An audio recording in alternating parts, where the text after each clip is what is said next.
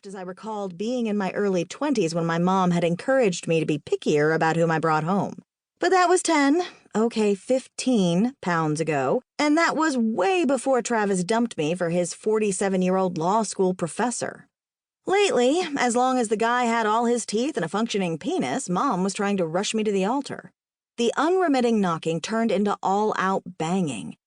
Damn, Roger! As if I don't have enough problems with my neighbors. I was so aggravated I didn't even bother to check the peephole before jerking open the door. Is that really necessary? I growled before I got a good look at him. But then I did get a good look at my date, and my jaw practically hit the floor. Wow. He looked nothing like his profile picture. Tall? Check. Wavy dark hair and a strong jawline? Check. Impossibly blue eyes? Check. Broad shoulders and rippling, tanned muscles? Double check. I tried to strike a casual pose as I leaned against the door frame, but I feared I would melt all over the floor in a puddle of lust instead. Mister, you can bang down my door anytime. He arched a dark brow while eyeing me with a smirk. Ashley McLeod. Everyone calls me Ash, but yeah. So sorry. I wasn't expecting you for another half hour. I had a bit of a blow-dryer accident. I smoothed an errant lock of frizz behind my ear. I'm not ready.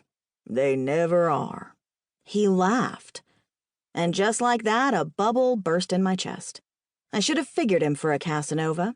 I was sure he went out with a different girl every weekend. Then again, judging by the confident tilt of his chin and the way those stone-washed jeans clung to his thick legs, and that bulge beneath the zipper, I was fairly certain each of his dates ended in mind-blowing sex. I was also thinking I wanted to end our date the same way because, Casanova or not, I was getting tired of buying batteries. Right. I pushed back another strand of hair, which immediately popped out of place. Maybe you should wait in the downstairs lobby. There's a soda machine. Don't drink the coffee. It's usually a few days old. I took a step back and prepared to close the door. I've got a schedule to keep. I wasn't sure, but I thought I heard a hint of a southern drawl, which didn't make a lot of sense because I was almost positive Roger's profile said he'd lived in Seattle his whole life. Casanova blocked the door with his foot, stepped forward, and practically filled the entire doorway with his frame. That's when it hit me.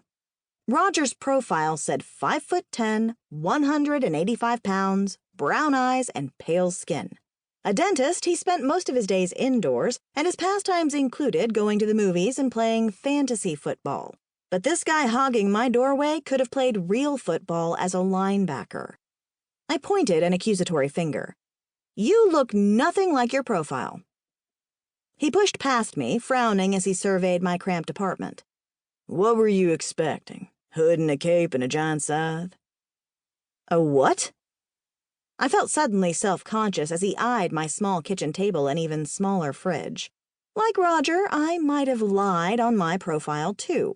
I might have put that I was a defense attorney and not a law school dropout barely making a livable wage as a legal secretary. He shrugged. It was a joke. Can I fix you a drink? I did a mental count of how many diet sodas I had left in my fridge. Probably not enough to last until payday. Luckily, Roger looked more like a water guy, and I had plenty of free tap on hand. No, ma'am. I told you. I've got a schedule to keep. Oh, yeah. The southern drawl was coming across much thicker now, coating my senses like warm butter and sending a jolt of hormonal lust straight to my lady parts. I crossed one leg over the other, silently chastising myself for getting all hot and bothered by this guy when I didn't even know who he was. I was certain of one thing. He was a far cry from a meek, pale-faced dentist. I narrowed my eyes and tilted my chin, trying to force myself to stop thinking about those tight, stone-washed jeans. You're not a dentist. He laughed. No, ma'am. I wasn't fluent in Southern speak, but I was fairly certain ma'am was a term reserved for older women. As if my frizzy hair wasn't making me self-conscious enough, now he was calling me an old lady. That's when I realized I still hadn't applied fine line minimizer and foundation.